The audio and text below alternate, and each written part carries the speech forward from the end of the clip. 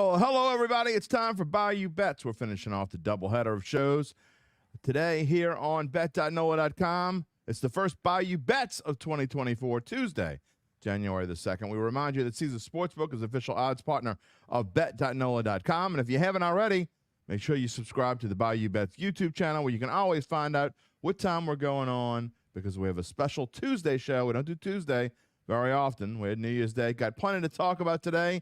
It's going to be not mostly. It's going to be all Saints and all college football playoffs. As we get to the topics of the day, I bring in Spencer the Guru Urquhart. What is up, Spence? Hey, what's up, Jim? Man, just Happy New Year, everybody, and Saints are still giving us something to talk about. Hard to believe. For many, I know they're upset. They don't want to believe it. They don't want it to be this way. We're going to get into all that as you see our topics today. The Saints do stay alive in Tampa. Where has this team been? And I colored in this. Where has this team been? Well, if they have played like this all year long, it would be a whole different story right now. We're going to get into that in a minute. We'll take your comments and your questions. All you got to do is type them in, whether you're watching on YouTube, whether you're watching on Facebook, whether you're watching on X, Twitter, whatever you want to call it. You type them in, and we'll talk about them. We'll show them here on the air. And then the college football playoffs. Man, I tell you what, in the past we've had some stinkers in the semifinals. Not this year. They were both great games. First one, the Rose Bowl, went to overtime, as most of you know. And then the Sugar Bowl here in New Orleans, man, it wasn't supposed to be that thrilling down the stretch, but it certainly was. In the end, it is, and I forgot my apostrophe on it's. Don't yell at me out there. It's Michigan versus Washington. So that's where we are. Let's talk about the Saints first of all today, Spence. And you'll see at the bottom of the screen, before we get to the score, before we get to the game, you'll see on the bottom of the screen down there, I put an NFC South odds and playoff percentage. Now, these playoff percentages are a little bit different than the ones we've been talking about from the New York Times. The New York Times playoff simulator was saying that the Saints had a 31% chance to make the playoffs. Well, when I started playing around with the odds from Caesars, didn't really jive with what Caesars had. So I kind of looked around, and The Athletic, which is actually owned by the New York Times, they actually say the playoff percentage, which is more in line with kind of what Vegas is saying, is actually 23.7%. And I think that's actually more likely when you're going with the odds. And that's what we do here. We go with odds. And the odds for the Saints to win the NFC South at Caesar Sportsbook is plus 350. That tells you, Spence, they think the Saints have about a 1-in-4 shot, maybe a little bit better than a 1-in-4 shot to make it to the playoffs when you add in juice and factor in, so maybe 1 to 3.5, whatever. The point is, if you ran this three times, the Saints might win one of them, is where Vegas is looking at it. Yeah, I can agree with that. I see it about, probably 1 out of 4 because they not only need to win, they need Tampa to lose if they want to win the South. And there's also still the backdoor scenario where if Green Bay and Seattle lose, could still get in as a wild card, but that one's highly unlikely. So these odds are more due to the fact that they've still got a decent shot to win the South. But I just don't see Tampa losing to Carolina. I say decent. It's still pretty long. I mean, it's still not likely. So it just begs the question, where has this team been? Because if this team would have been around earlier in the year, we wouldn't be in this position. Before we finish with the Saints, I'm going to tell you a better way to play the Saints. If you think the Saints are, if you're the diehard of diehards, okay? Because, look, they cleared hurdle number 1. They still got to clear hurdle number 2, which is a much larger hurdle. Winning on your own against anyone is easier than winning and hoping someone else loses to, if not the worst team in the NFL, certainly one of the 2 or 3 worst teams in the NFL. So that's where we are right now. But I'm going to tell you a better way to get at it. If you think the Saints are going to win the NFC South, you got to hold on, because I do want to talk about the team themselves before I tell you a better way to do it. I'm going to get to that in just a little bit. Spence, I agree with you wholeheartedly. Look, it's frustrating. If you're a Saints fan, I don't know which Saints fan it's more frustrating for. The Saints fan who is always the optimist and thinking, something's going to happen. This Saints team, we're always rooting for our team to win. No matter what happens, you're rooting for your team to win. Or is it more frustrating for the team that says, I want this team to lose. I want them to clean house. Well, they're not cleaning house. We know that they're not cleaning house now. Dennis Allen's not going anywhere. No matter, they can lose 65-0 on Sunday. Dennis Allen is not going anywhere. Now, he may have to make changes to his staff. He may have staff make their own changes. They may have people on the staff decide they're not going to stay on their own. But the point is that all those people that wanted the team to lose to get a better draft pick or to whatever, for whatever reason, it's not going to happen now. The best the Saints are going to draft is somewhere around 13, 14, 15, 16, somewhere in that range. And Dennis Allen's not going anywhere. So how are you feeling? How are you looking at this team? Yeah, I mean, I still think this team needs some changes. Even if they make the playoffs, they should make staff changes. And to me, it's the biggest thing is offensive coordinator. They've got to move on from Pete Carmichael. You've got to get a more innovative offense to give Derek Carr a fighting chance. I mean, Derek Carr is never going to be anything in this system. If Derek Carr, because you're married to Derek Carr as well next year, whether you like it or not, him and Dennis Allen are staying in pat. They're here to stay, at least for next year. So if you want to give them a chance next year, you got to get a better offensive coordinator, someone with more innovation in the play design, because it's still clear that this offense isn't where it needs to be. I mean, 23 points. I mean, it was all right, but they could have probably done more there. Tampa Bay had the worst pass defense in the NFL going into last week. So to me, they probably left some meat on the bone. And, Michael Thomas also needs to go. To me, those are the two biggest names that need to go. Pete Carmichael and Michael Thomas. Please, for the love of anything, please get them out of here, because send them to Sean Payton. Maybe Denver will give us a draft pick for him, because I just don't want. They need to get out of the city of New Orleans. Those two, go away, please. If you could only get rid of one, which one would you get rid of? Oh, man. Pete Carmichael, because Pete Carmichael has more control. Michael Thomas, he could be the ball boy for all I care. I agree with you. I think you're right, Michael. But, to me, part of the problem that this team has had is chemistry. And people could say whatever they want about Michael Thomas, but that's part of the reason why this team has stunk. When you got a guy that's tweeting on the sidelines, but you can hate Derek. You at home can hate Derek Carr all you want. You at home can go on Twitter or X, or whatever you want to call it, or Facebook or Instagram, whatever you want to do, and say whatever you want during a game. I mean, we do it. We're in the press box. That's what we're supposed to do. That's what we're paid to do. But you don't go on there and you talk about your teammates or your coach or anything else while during a game. Oh, he was right. And I go back to this over and over again. This is part of the internal combustion problem with this Saints football team. And it's frustrating because that would have never happened under Sean Payton. And you could say whatever you want. Well, they would have played better under Sean Payton. Maybe, maybe not. But had they gone in a rut, had they stunk it up, you would have never saw any Sean Payton coached player do what he did. And to me, that just says a lot about the interior working of this football team.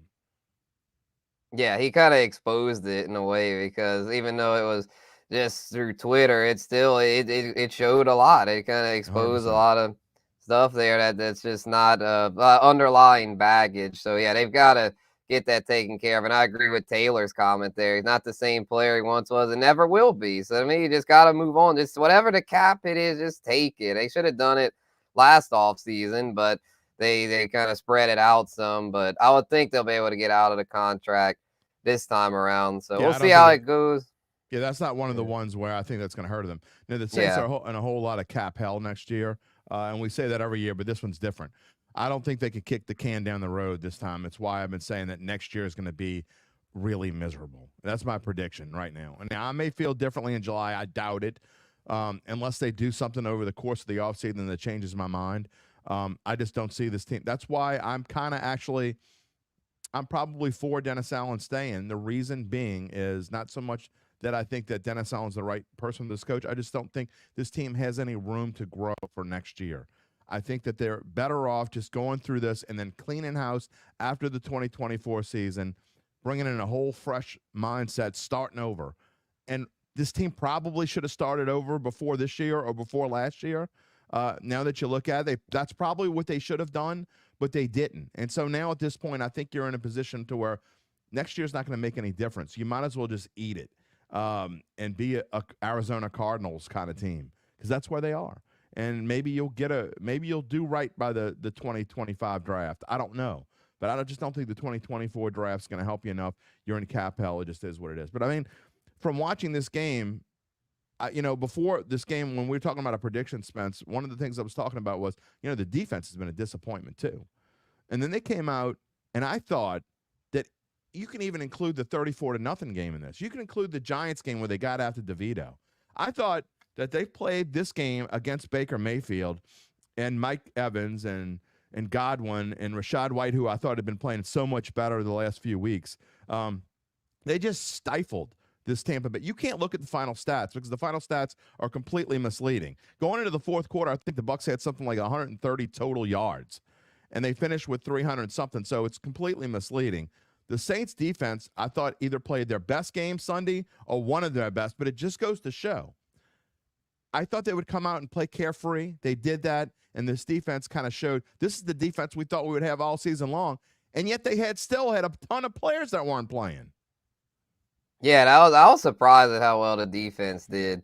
If you had told me the Saints were only going to score 23 and win, I'd have been like, huh? I thought the defense was going to give up at least like 24 to 28 points. I thought it'd be somewhere in that range, like a 24-20 kind of game in favor of the Bucs. But I didn't bet on this either way because I was like, don't be shocked if the Saints get up for this game. I was telling that to people. I was like, yeah, the momentum saying bet the Bucs, but I'm not touching the Bucs with a stick because I know how this Saints team, what they can do, what they're capable of when they get up, and they proved that they're still a top 5 to 10 defense when they're motivated. The issue is, can they stay that like this consistently? And I have no faith in them because the defense, that's Dennis Allen's unit. You know, that's his deal, and sometimes he just seems like he can really get them up and draw up a great game plan, but he just doesn't seem to be able to do that on a weekly basis. So, yeah, he'll be around next year, but it's going to be probably more of the same, more of this roller coaster. And so,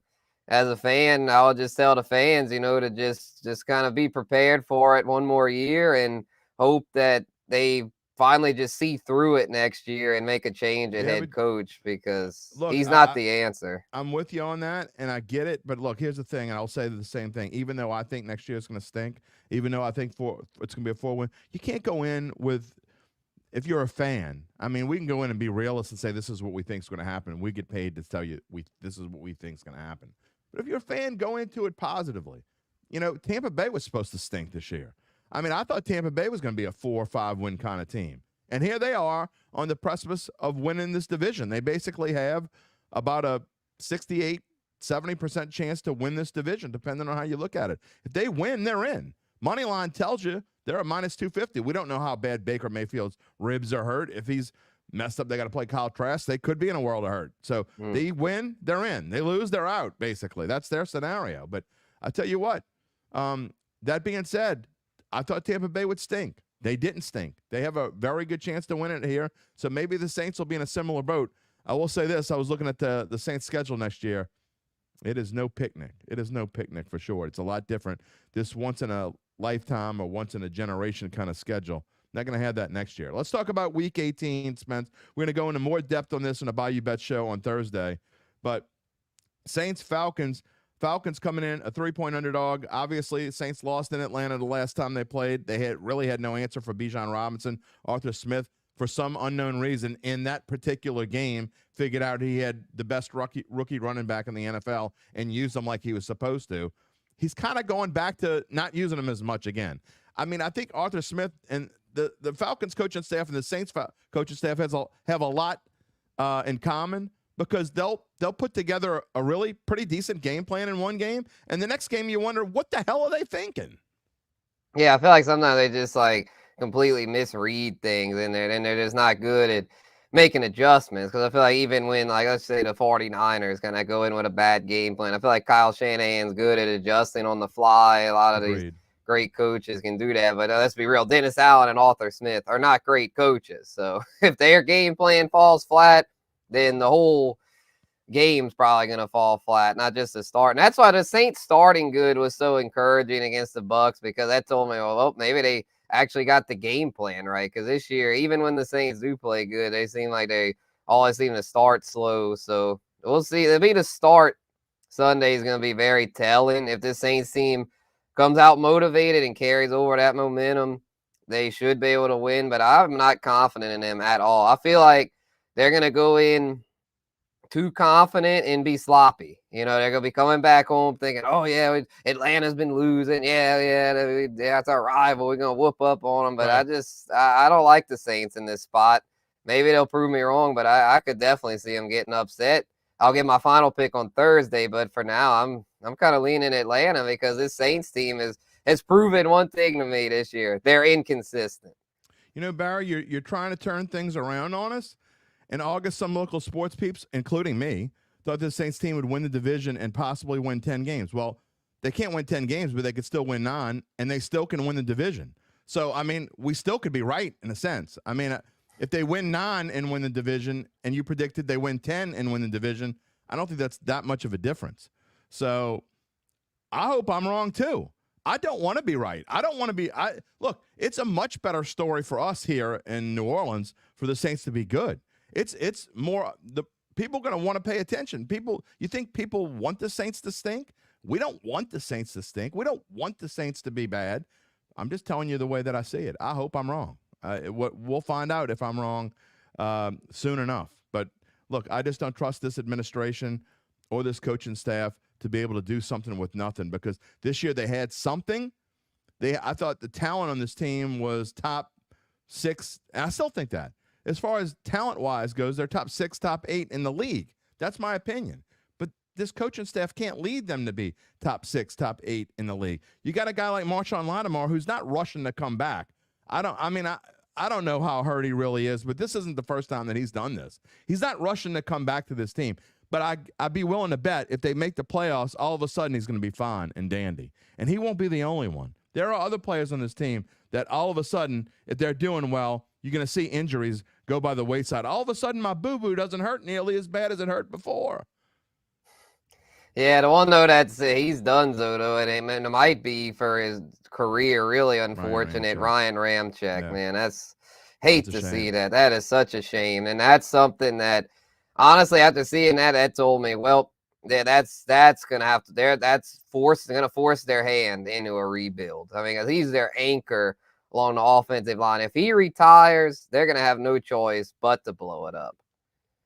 Well, but hopefully he comes back. I wish him well. He's not done yet. I don't want to make it sound like his career is over, but it's not looking good. I'm not saying the Saints' future at right tackle is Landon Young, but I will say this. I think he's played pretty darn well, actually. Barry doesn't want him to stink either. I know you don't. I know that was a positive comment. I took that as a positive comment from you.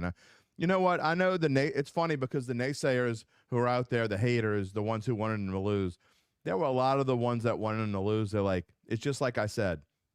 When it comes down to it and you're watching the game, you can't sit there and really hope your team loses. It's not normal.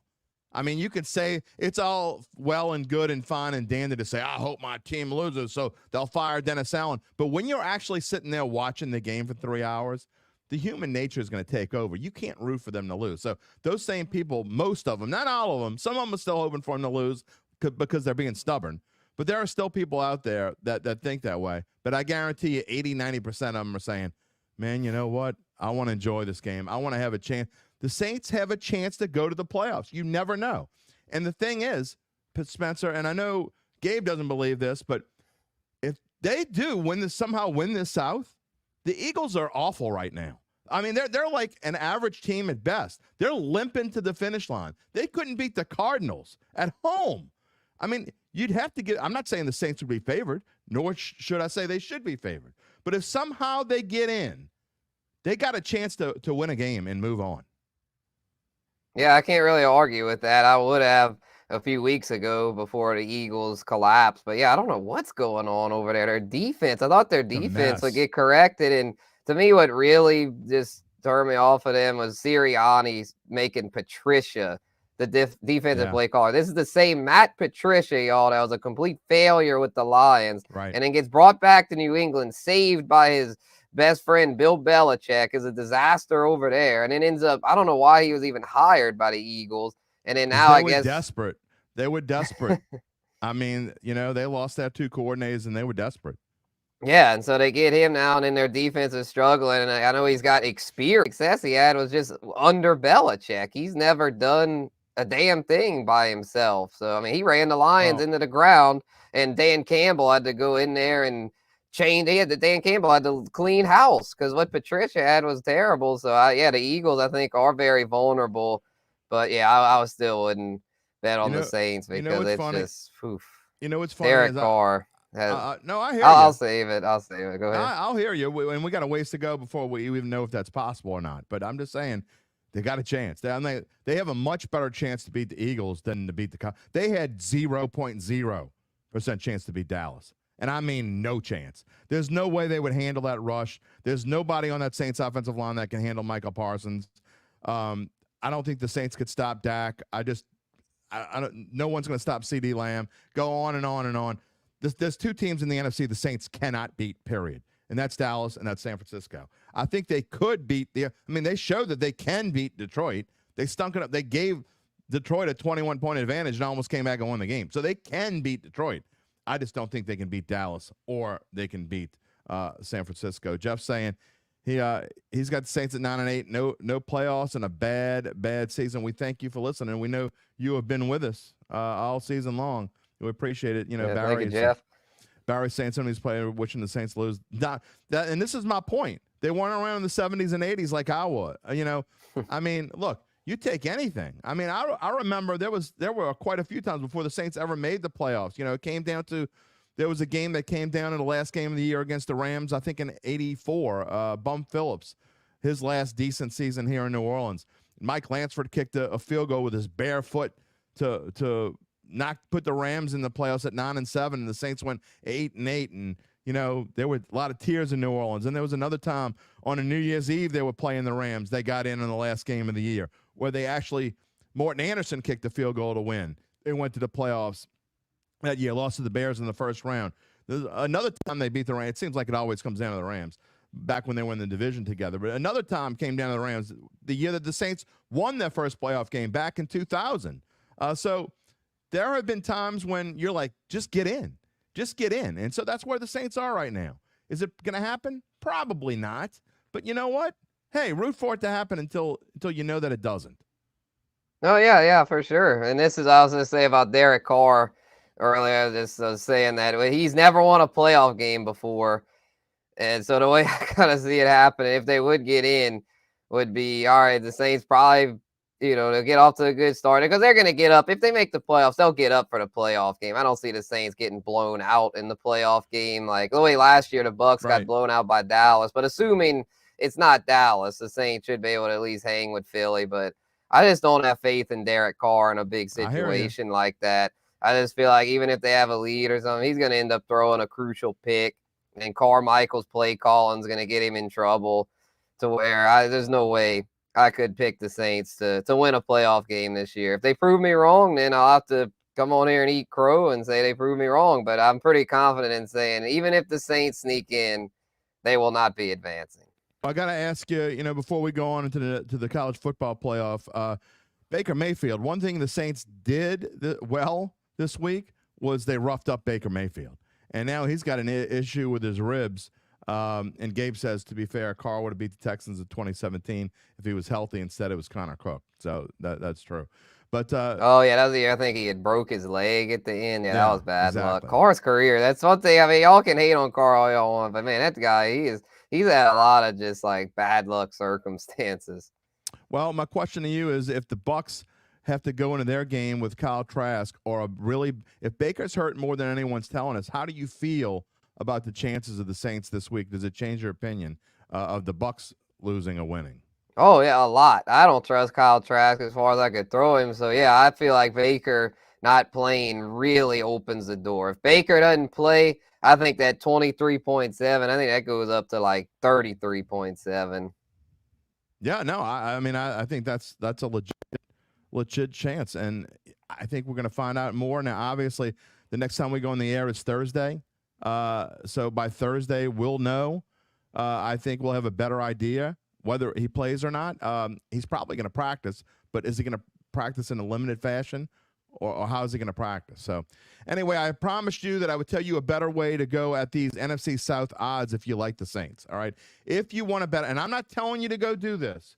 I'm just telling you a better way to bet this if you want to bet the Saints to go to the playoffs. Well, their odds to win the NFC South are plus 350. There is absolutely no reason to bet that, and I'm going to tell you why. Because what has to happen for the Saints to win the NFC South? They have to win, and they need Carolina to win. And right now, if you did a money line parlay, Saints and Panthers, because if that happens, the Saints win the NFC South. If you bet that money line parlay, right now at Caesars, I just did it. It was a little different earlier. It's even better now. It's plus 384. So you get a better value on betting that money line parlay. Also, if you want to take a chance on and I didn't do this one just now, but I did it earlier, for the Saints to win, so let's just say the Bucs win and the Saints have to go in the back door. And you think the Saints might go in the back door and get the wild card. For the Saints to win, for Seattle to lose, and for the Packers to lose to the Bears, for those three things to happen, you were getting plus 785, I believe, earlier on the money line. So if you want to bet on those two things and put a little something different on that, maybe that's the way to attack it. I'm not telling you to do that, but if you think the Saints are going to sneak in the playoffs, I frankly don't. I'm kind of with Spencer and the fact my early analysis tells I do think the Saints are going to win. I don't think Tampa Bay is going to lose. I want to see how Baker's doing. I'll tell you more later, but I don't think Tampa Bay is going to lose. I think when it comes down to it, they're going to find a way to win in Carolina. But Carolina has nothing. They're already locked into the 1 seed. It's going to Chicago anyway. So they have no reason not to play their hardest, and I think they will. That'll be an interesting game, and I think weather could be a factor. Mr. Horace says he can never root for his team to lose. The draft is a crapshoot. 100% agree. And the next coach might be worse than the current one. I couldn't disagree. I just can't disagree with that at all. I agree with him on the draft. The coach thing, I don't see how it could be worse than DA. Oh, they could hire Arthur Smith. I mean, as long as it's not Urban Meyer. I'll just say that. As long as it can't be worse than that. We only have like 10, 12 minutes left in the show, and I guarantee you I could give you 12 minutes worth of names that are worse than Dennis Allen. I promise you. So let's no. Well, let's don't go there. And Mike Ditka.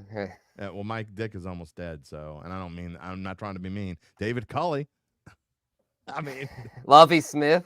Yeah, Lovie Smith. They're two Texans coaches. You picked right out the bat. So that's just two right there that you picked. That could be worse. So it definitely could be worse. Marty says Hackett. Right, Nathaniel Hackett. What a disaster as a head coach he was. What a joke.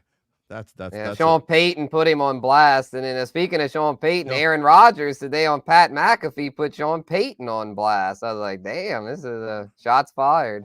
Yeah, well, good luck with that. Y'all both stink. Neither one of you going to the playoffs. Saints have a better chance to go to playoffs than either one of those teams, so who cares? All right, let's move on to college football playoffs. Again, we got about 8-10 minutes, somewhere like that, left in the show. If you want to make a comment, please do. We're going to talk about the college football playoffs from yesterday in the national championship game, our early thoughts. And I got to say, before we get to anything, as much as I hate Alabama, I think I hate Harbaugh more. I was actually rooting for Alabama. I think I can count the times on one hand in my life.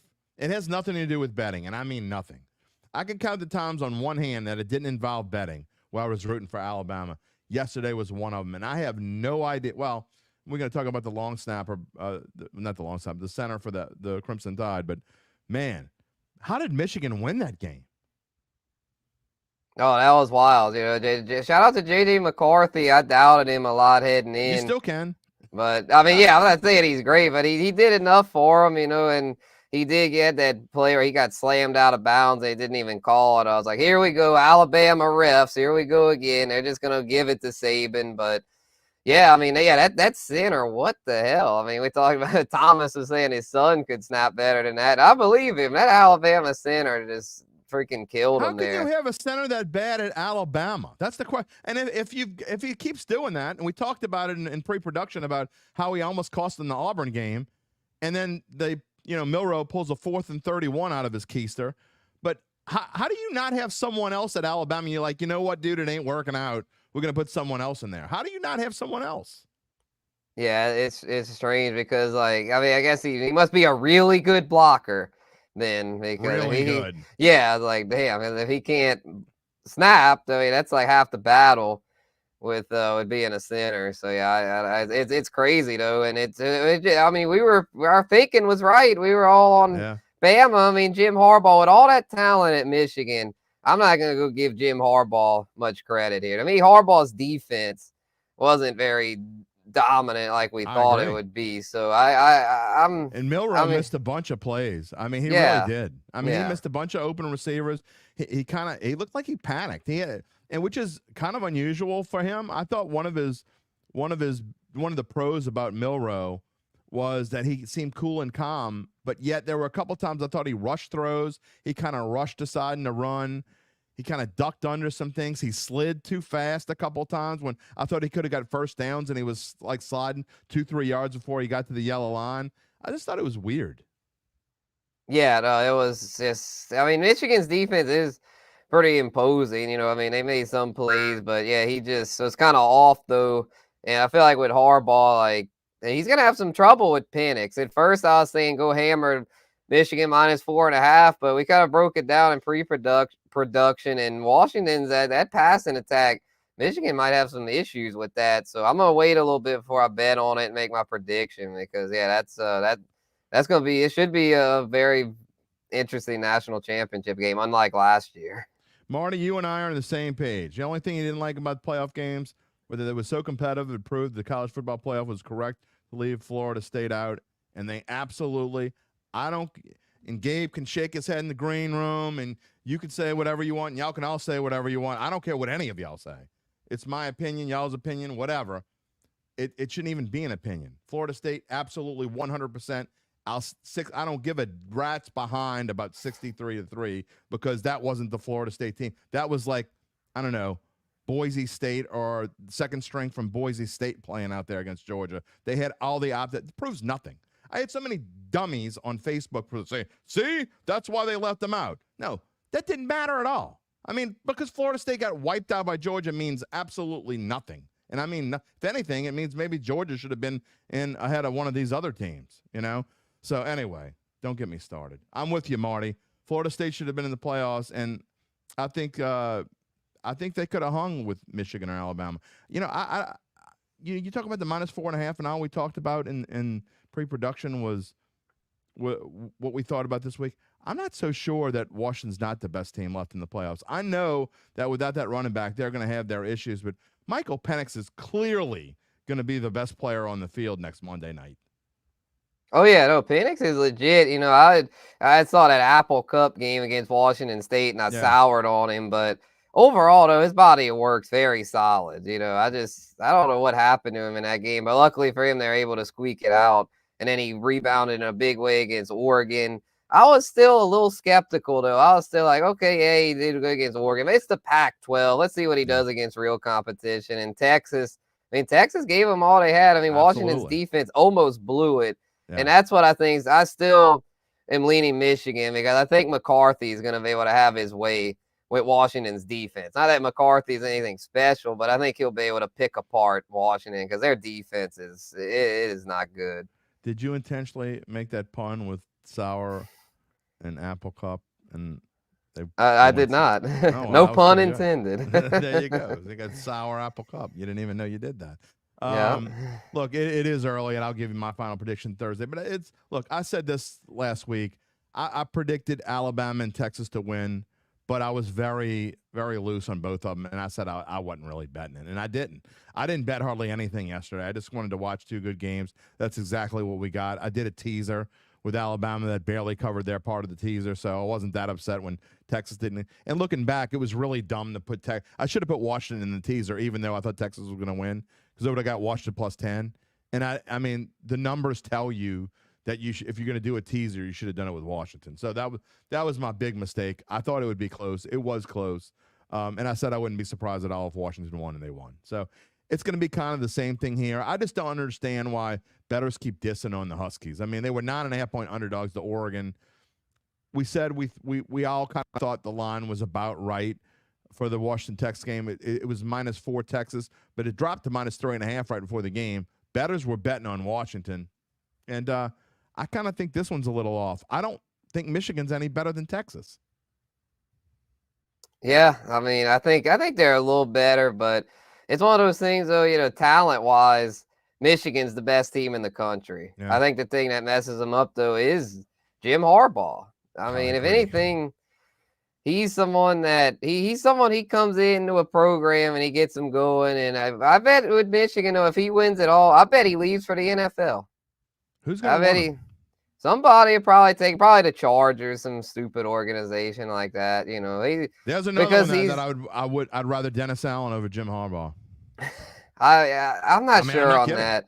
I'm not a huge Harbaugh fan, but yeah, maybe they're not very smart either. So yeah, no, Michigan though, their defense though, like they've got all this talent. I'm not a Harbaugh fan by any means, but he's got the best roster. He's got the best horses, so it's hard to bet against the best horses. Oh, man. Well, it is what it is. We're going to have more of this coming up on Thursday. B. Thomas and I will release our Big Bucks results. I think we had another good week overall. I know Gabe had I was in the green. I had a pretty good week. You had a good week. I didn't add them up, so I don't know how Thomas did, but we've had a pretty good run here on Bayou Bets. So I would come back Thursday if I were you and watch how see what we do. I know Gabe and I are both in the green for the season still. And we've all had a pretty good few weeks here. So we encourage you to come back. We encourage you to subscribe to the Bayou Bets YouTube channel, because then you can always find out when we're going. Our audience is growing on our YouTube channel. Gabe's doing a great job with the shorts. He's putting shorts up after the show, picking up the best parts of the show, or what he thinks the best part, and he's putting it on YouTube, our YouTube channel. He's putting it on X. I think. Are you doing Instagram too? I don't know. Instagram, yep. Instagram too. So check it out wherever you find us. Subscribe to the Bayou Bets channel. Find us on YouTube. Find us on Facebook. Find us on Twitter, X, whatever you want to call it, and find us on Instagram. Final thoughts, Spencer the Guru. Yeah, Happy New Year to everybody. It was a great New Year's Day seeing those games. It was great to see the CFP competitive. And I mean, I don't want to get a whole debate started, but to me, the committee was right. Those were the best 4 teams. And to me, I know Florida State, I get their case, and then I understand the point about them having just their JV squad in. You can't really use the Georgia game. But to me, the committee made the right call, and it was proven yesterday. I completely respect your opinion and will politely be a dissenter on that. I just, it's just not. First of all, we'll never have to worry about this again. Thank goodness. Yeah, thank goodness. Yeah, we won't have this debate next year. This will never be an argument again. And you know what? It shouldn't have been an argument this year. Exactly. The fact that it took this long for them, as I got a mosquito flying around my nose. That's what happens when I leave the door to my office open during New Year's. But, the fact that it took this long to get to 12 teams is kind of ridiculous, if you ask me. It is what it is. So it was those bowl chairmen. They didn't want to give up their slice of the pie. Yeah, you know what? Too bad. You just tell them to hell with you. We're doing what we want. All right, we'll have more to talk about on Thursday again. We will preview. We'll give our predictions on Saints and the Falcons. Saints Dirty Birds. We'll give our predictions on Bucks and Panthers. And we'll have our big Bucks picks for you. Again, if you've been following us the last few weeks, we might have had a rough patch in November, but we're definitely making up for it here in December, and we ask you to come back and join us on Thursday. We hope you have a great week, everybody. We'll see you on Thursday.